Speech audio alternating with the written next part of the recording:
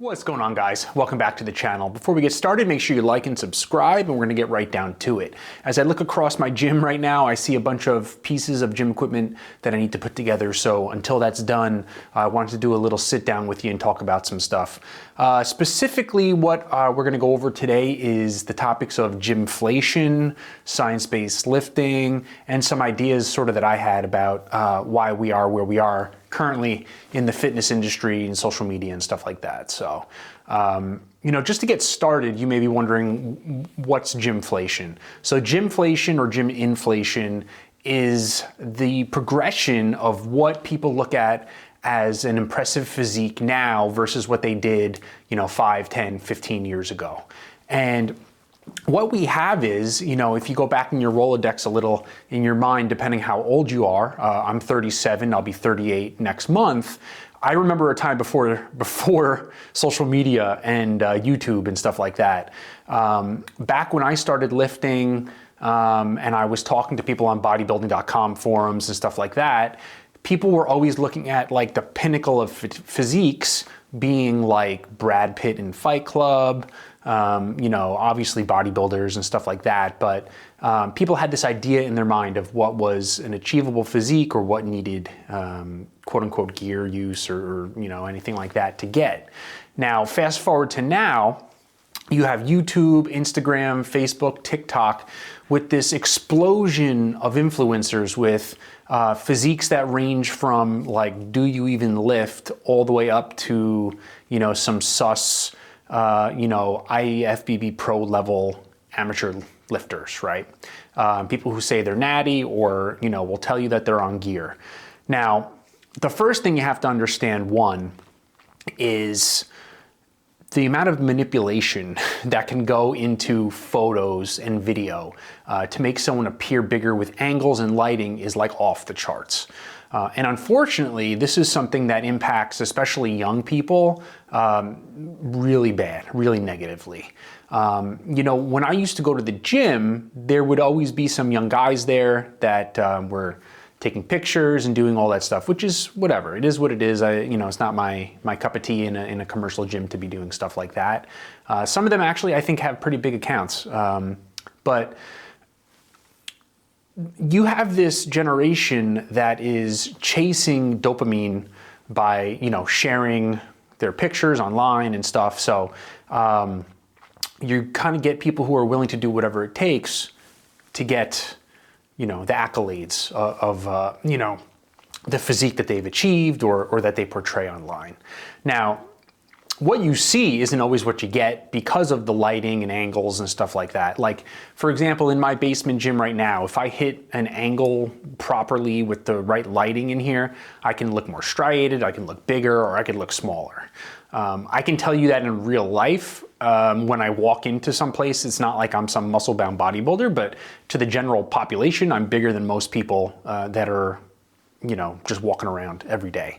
And to be honest with you, if I'm not wearing something that's like a loose-fitting shirt or something like that, people actually comment to me, sometimes about my physique, which is kind of weird sometimes. But what I'm trying to say is that people have this warped sense of what's real, what's attainable, and what the normal person understands with what's a physique, what a physique is.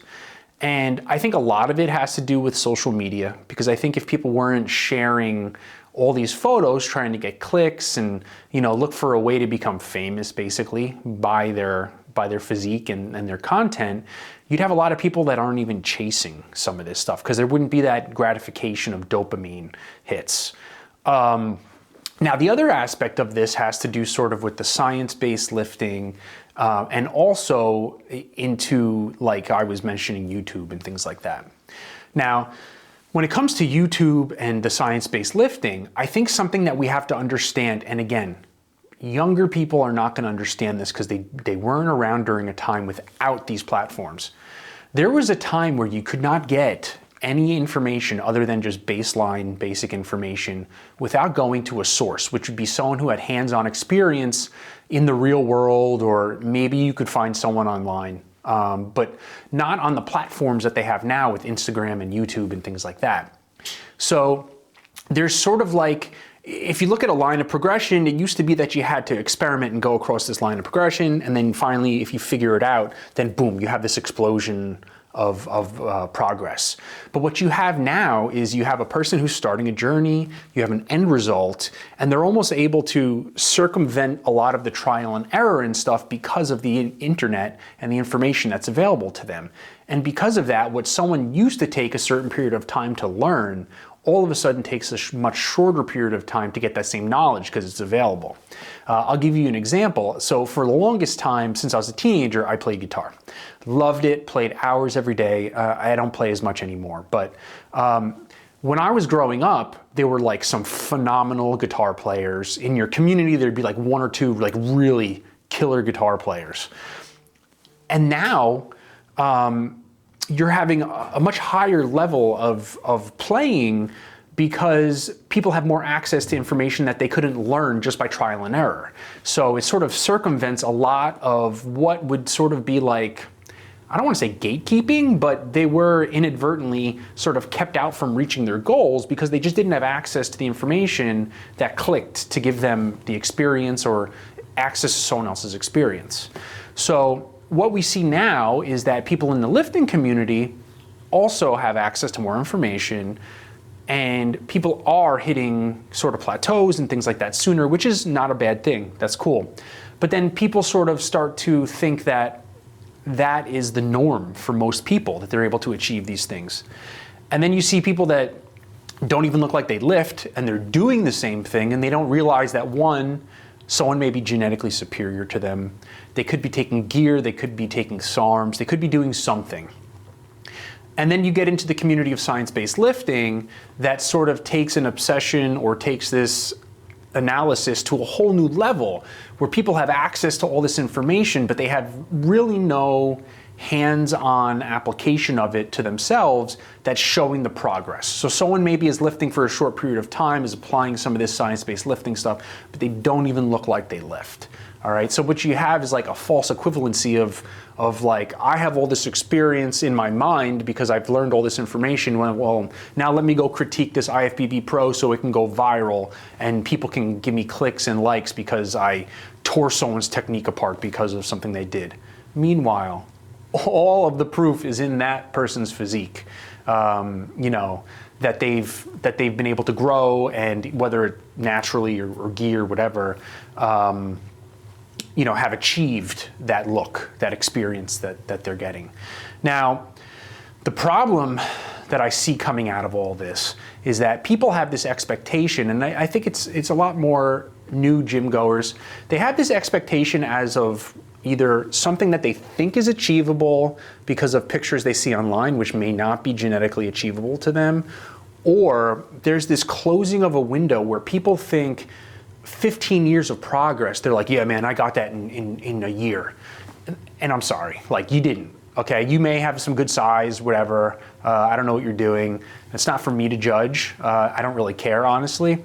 But, you know, like Scott Herman posted a video the other day with his like 15 years of progress or whatever. And for his age, for his size, everything, he's like elite tier in terms of, you know, what can be done naturally, you know, over a period of time. And all these other people that are attacking it to generalize like what's a mid physique based off of how much time it takes to get it nowadays has just completely been destroyed. And, you know, it's a shame, right? Because in my opinion, you know, the gym is all about, you know, being against yourself, improving, getting a better physique, getting better health. So when we start sort of creating false images of what you can get in a short period of time and, you know, really what's achievable and not achievable, it really is a very warped sense of reality for a lot of people. And that's why we're seeing a lot of body dysmorphia, depression amongst young people. And the fact of the matter is, you know, not everyone's the same. Not everyone is going to achieve the same goals. Not everyone's going to put in the same work. Not everyone is going to possibly take shortcuts. You know what I'm talking about when I say that. So it's really tiresome, to be honest with you, about the whole gymflation scene and what's achievable, what's not achievable. I mean, I've had people comment on my videos saying, hey, I have noodle arms or something like that, which always makes me laugh. So, you know, that's really it, guys. This is kind of like a little rant about the industry because, to be honest with you, it's pretty cooked. Nothing seems like legitimately real anymore in terms of like natty achievable physiques, whether people are running gear or not running gear, young kids who think that they're going to achieve these physiques in like a short period of time or else they don't even want to do it anymore. It's like instant gratification. And to be honest with you, the older people like me also need to realize, like I said, that there's a wealth of information available now that we just didn't really have outside of like talking to people at the gym when you were lifting weights or like bodybuilding.com forums or something like that. So, you know, guys, let me know what you think. I know this is sort of like an endless rant. Drop some comments below. I'll have some gym reviews up when I can. I have a new piece of equipment here I'm going to be reviewing. I've started trying to post some more of my regular just workouts like in my shorts and stuff. You've seen that. But make sure you like and subscribe, and I'll see you guys later.